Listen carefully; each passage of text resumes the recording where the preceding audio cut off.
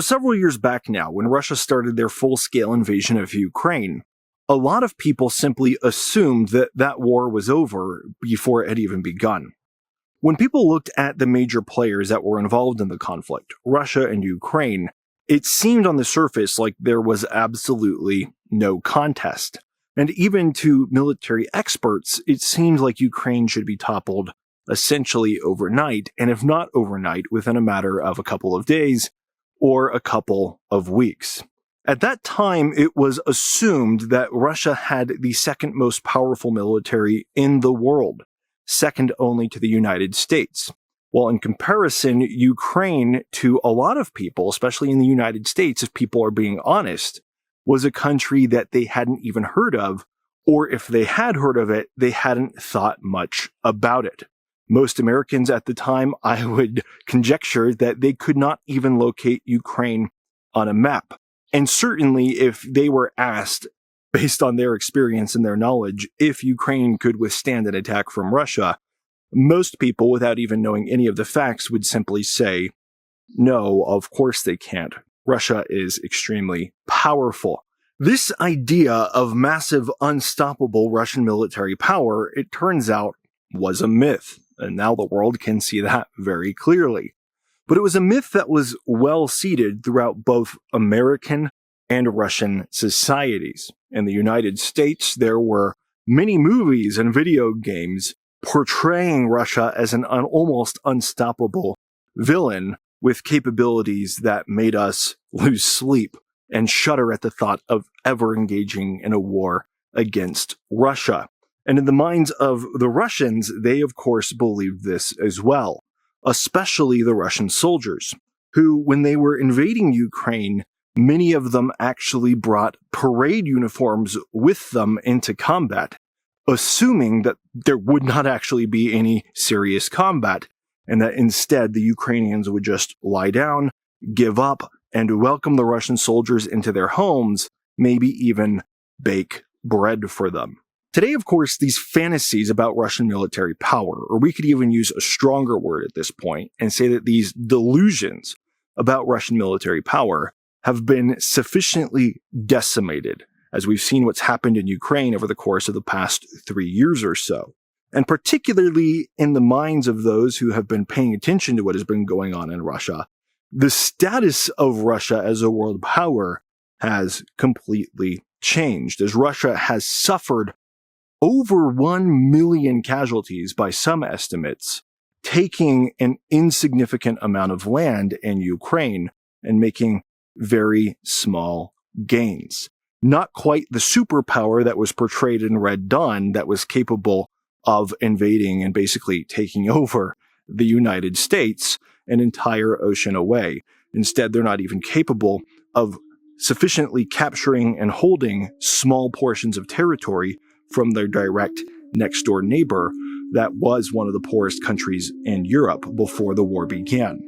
However, despite these facts, it seems that the old ideas about Russia still persist in the minds of many, and perhaps even the majority of Americans, who still greatly fear Russian power, believing more in what they saw in the movie Red Dawn or in the video game Call of Duty than what they can see about Russia with their own eyes when they look at what Russia is doing in Ukraine today. Many people still believe what they believed about Russia as Russia was invading Ukraine, that they would easily topple the Ukrainian government, that Ukraine could do nothing to fight back. And among those who still hold to this belief include President Donald Trump, who to this day does not believe that Ukraine is actually capable of winning their war against Russia, despite all that he has seen. And so because of this persistence of myth in the face of so many facts, I wanted to make this video to make it very abundantly clear why Ukraine absolutely can defeat Russia on the battlefield and win their war against Russia, and why we should support Ukraine to ensure that that can happen.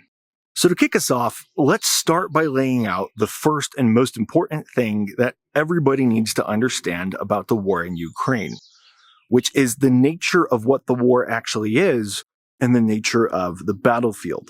And that important fact is this, that for the past 2.5 years, the vast majority of the entire war, the battle lines, the front lines between Ukraine and Russia, have hardly moved at all. And that is vastly in Ukraine's favor.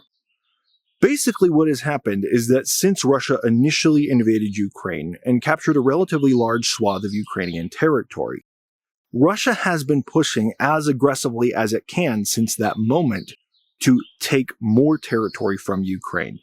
And they have been almost completely unsuccessful. In fact, Russia has lost many of the initial gains that they had. And now they have fallen back into positions that are basically locked in place. I don't remember the exact square mileage because it's so insignificant that it doesn't really matter, but over the course of the past year or two, Russia has only managed to capture additional square mileage from Ukraine equal in size to about the state of Rhode Island, which is the smallest US state. And when it comes to full-scale all-out warfare, it is incredibly embarrassing. Russia has not displayed to any degree any level of capability to actually tack up major wins and push into Ukraine further than it already has when it kind of caught Ukraine on their back foot and had a good rush at the beginning. And in fact, there are a lot of very dramatic estimates that say that in order for Russia to achieve their goals and actually capture all of Ukrainian territory, or at least push far enough into Ukraine to basically win the war, at the current rate Russia is pushing, it could take as much as 230 years and cost as much as 100 million casualties. Now, of course, we know neither of those things is going to happen, but it shows you the absolutely high cost that Russia has had to pay for the very small gains that it has gotten. Laying out these facts is extremely important because the basic error that a lot of people make about the war in Ukraine is fundamentally not understanding what kind of a war it actually is.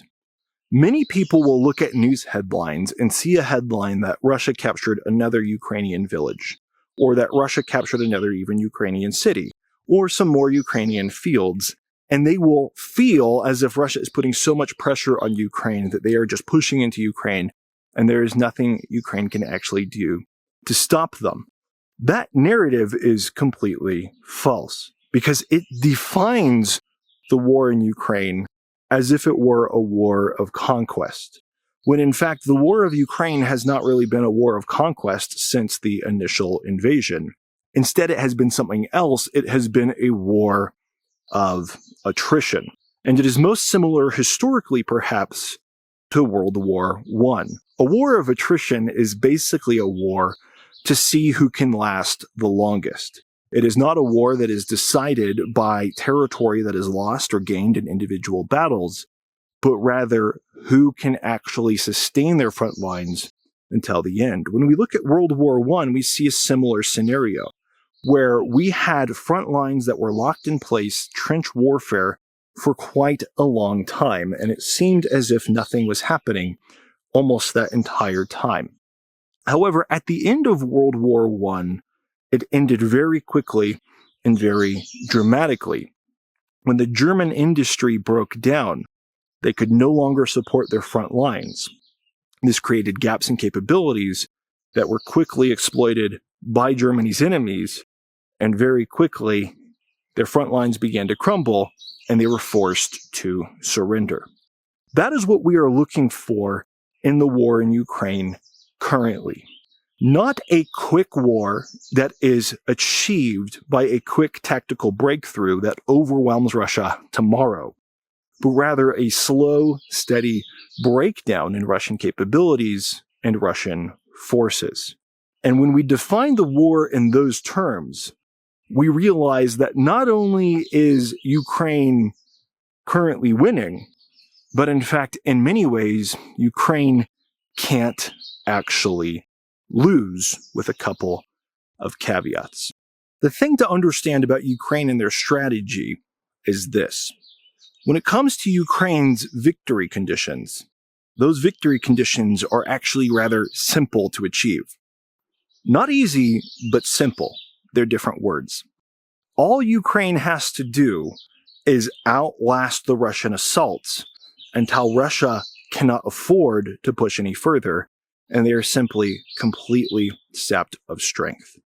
For Russia, the victory conditions are much more complex and even much more difficult, because they actually have to break through the Ukrainian line and then continue to push further and further into Ukraine. And even if they do that, Russia's victory is by no means assured, because they would then enter into a state of war that would be a sort of insurgency period. The people of Ukraine, of course, even if Russia breaks through the Ukrainian military's front lines, and even if the Ukrainian military gives up, the people of Ukraine are not just going to lie down and take the abuse from Russia that we have seen happen in so many Ukrainian villages. But instead, many Ukrainians are going to fight back, and Russia will find it very difficult to gather the spoils of their war, even if they technically win. Russia has already faced a war of insurgency like this against a much smaller, much less powerful country in Afghanistan, and technically it was the Soviet Union that faced this, but not Russia. But this event ultimately helped lead to the collapse of the Soviet Union, because the Soviet Union was unable to defeat people on their home territory in a war of insurgency. And for Russia, the best case scenario is that that's what they get. However, even that is extremely unlikely, as I've already laid out the numbers at the current rate Russia is pushing if they are to defeat Ukraine. They will need 230 years potentially, and potentially 100 million or more Russian lives, and the entire population of Russia is only around 140 million. For Ukraine, what this means is that, in my opinion, their ultimate victory against Russia is not a matter of if, but a matter of when, W-H-E-N. A matter of, can they hold out against Russia long enough to ultimately defeat them? Can they outlast Russia? And in Ukraine's case, the answer to that question is absolutely yes, with the caveat that they receive sufficient support from their partner nations. As long as Ukraine receives sufficient support from partner nations, Russia simply is incapable of defeating them. Russia, of course, is a much larger country than Ukraine, but at the start of the war, it was only approximately 3 times larger. And the casualty rates that Ukraine has been able to inflict on Russia have definitely been in the range of 3-1. So even on basic math levels, just from an attritional standpoint, Ukraine on its own is holding up against Russia from a casualty standpoint and is able to outlast Russia in a war of attrition because they have the defensive advantage and they can put so many more casualties on Russia than Russia can put on Ukraine. Ukraine, though, also has an advantage that Russia simply does not have, which is the support of many partners and most of the broader world. Ukraine and Russia, of course, both have allies, and Russia has allies in Iran, North Korea, and China. But these countries are only able to help Russia so much, and the biggest one, China, hasn't really been willing to help Russia in their war against Ukraine all that much. You could argue that China is kind of sick of Russia's war against Ukraine, or is maybe even happy to see Russia decline because of the war. Ukraine, on the other hand, has many partners, and they have not been exactly the best partners up to this point. And that is probably the most significant factor in all of this, because it means that Ukraine has a lot of untapped potential that, if it is put into the hands of Ukraine, can be used to actually overwhelm Russia and overwhelmingly turn the tide in Ukraine's favor, even more in Ukraine's favor.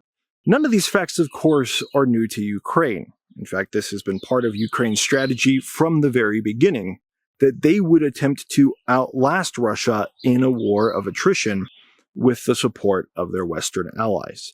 And for Ukraine, their major efforts, as far as the war is concerned, have focused on two key pillars. Two key pillars where they can definitely win against Russia.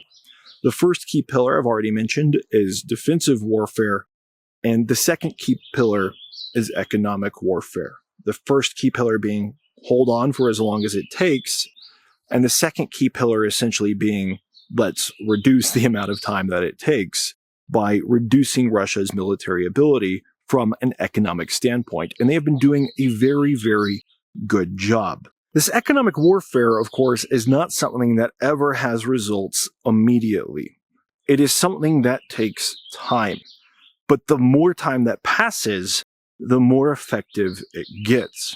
Economic warfare is not the kind of warfare where you look and say, well, we didn't win that war yesterday, therefore we can never win. But instead, we say, well, we haven't won that war yet, we didn't win it yesterday, and that means with each passing day, the victory is only more and more likely because the costs are compounding, and eventually they will become exponential, and the cracks will show if we can hold on long enough. This economic war is really showing signs of coming close to the breaking point. Some estimates are that Russia only has 5 to 10% of the war chest that they had when the war in Ukraine started. And I have tons of videos going super in depth on a lot of specific aspects of the economic war that Ukraine is waging against Russia. So I won't go into a lot of details here other than to say that Ukraine's efforts to bomb Russian infrastructure and the West's efforts to sanction Russian oil are working, but it just takes time. All of this said, Ukraine is struggling in one major area. And this major area is not a problem of capability by any means, but instead it is a problem of misunderstanding and a problem of public opinion and, frankly, public impatience, where people look at the war in Ukraine and it is not meeting their personal expectations for what they would hope to happen, and therefore they conclude that it is a lost cause, when in fact it is a cause that is getting closer to victory every single day. We've been seeing this for a long time. It's not a new problem, but it is an attitude of impatience towards Ukraine's war against Russia by people who aren't even bearing the real costs of that war. An attitude of impatience, for example, that comes from U.S. politicians who say that Ukraine is not defeating Russia fast enough, therefore Ukraine can never actually defeat Russia. This is a major problem for several reasons. First of all, it encourages Ukraine to undermine their attritional war strategies that are actually working and are working extremely well by pressuring and pushing Ukraine to take more risky strategies that will cost them more lives and potentially throw the attritional equation out of balance. Ironically, by us becoming impatient with Ukraine, we are putting at risk more Ukrainian lives in our efforts to save Ukrainian lives because we hate war so much, even though, again, it's a war that we're not actually fighting. One of the things that we forget in the United States is how long our own war of independence actually took, and how many people looked at us during that war of independence and thought we had absolutely no chance, but of course we ultimately won. And we ultimately won because of the support of partners like the French, who came in and gave us the support we needed to finally push things over the line. So imagine for a moment that we aren't having this conversation in 2025. Imagine it's the 1770s and we're having this conversation from the safety and comfort of our chateaus in France. And we are looking out at the world landscape, and we are seeing this conflict between this small group of Yankee upstarts fighting against what at the time was the most powerful empire on Earth, with a large, well-equipped, well-drilled military that is the fear of even large nations and other empires. And imagine we're looking out at all of this and we're saying, well, this war didn't end overnight. This war has taken more than just a couple of years, and we really don't like looking out there and seeing all of the Americans willingly giving their own lives for their own independence. So we think we should intervene and convince the Americans to stop fighting for their independence. Imagine if that was the approach that the French had taken. The exact approach that especially American politicians are taking with Ukraine today. We're tired of seeing you die for your freedom. It makes us look bad to our voters for some reason because we decided that it should. So we want to intervene and stop you from fighting for yourselves. Imagine how different the world would be if people behaved like that. When you put things in those terms, you start to realize that a war going on for a longer period of time is not a bad thing for the country that you thought would be overtaken in just a couple of days, because the fact that their war is continuing to push on shows they're more capable than you ever thought. Instead, the war continuing to go on shows that their opponent is not as strong as you thought they were. Their opponent has a lot of weakness, and that opponent can be overcome with enough grit, determination, and enough actual help. So with that in mind, remember this. Ukraine not only can defeat Russia, Ukraine will defeat Russia if they are given enough time and support needed to accomplish that difficult but achievable objective.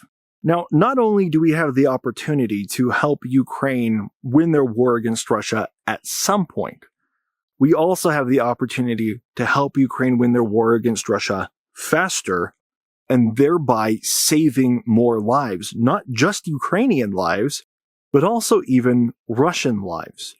We have the opportunity to do this by helping Ukraine accelerate and advance their military capabilities so that they can do things to actually break Russia's front lines before those front lines break down.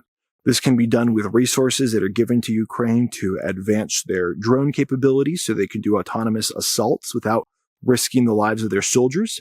This can be done by giving Ukraine more offensive capabilities like missiles and things of that sort that can be used to actually break Russian capabilities instead of just defending Ukraine. We are at a point in this war where it has now been several years, and it is about time for people to start looking at offense as a form of defense. People are more inclined to give defensive weapons to a country like Ukraine because then they feel like they're protecting lives and they're not taking away Russian lives, for example. But that, at this point, is the wrong way of looking at things. Russia has shown at this point, through several so-called peace talks, that they have no interest in actually ending the war, but they want to continue this war for as long as it takes. And that means they're not going to stop until they're actually defeated. And that means that the best, most peaceful thing the world can do right now, ironically, is to give Ukraine the capabilities to actually defeat Russia faster. Because we've already seen if we wait until Russia completely burns itself out, those casualties will be incredibly high. But if we give Ukraine the ability to strategically and tactically defeat Russia today, or within the next couple of months, or even the next couple of years, that will actually be the most peaceful outcome in the end. Now, of course, I have a whole lot more to say on this topic. I have an entire YouTube channel with several entire full-length videos going into intricate detail on specific aspects of the Russian and Ukrainian militaries, specific aspects of the Russian and Ukrainian economies, and a whole lot more, showing that Russia absolutely cannot sustain their war against Ukraine in the long term, and absolutely cannot defeat Ukraine, especially if Ukraine continues to be supported. So if you want to dive deeper into all the things I mentioned at a high level in this video, be sure to check out more videos from this channel. That being said, before you go, I'd like to ask you for a quick favor. If you value the work and analysis I do on this channel, would you consider supporting the channel by becoming a patron? It's completely voluntary. It's just for people who want to do so to have a way to support what I do here. But if you want to learn more, you can scan the QR code on screen or go to the link in the description of this video. Thanks so much for watching. I'll see you guys on the next one.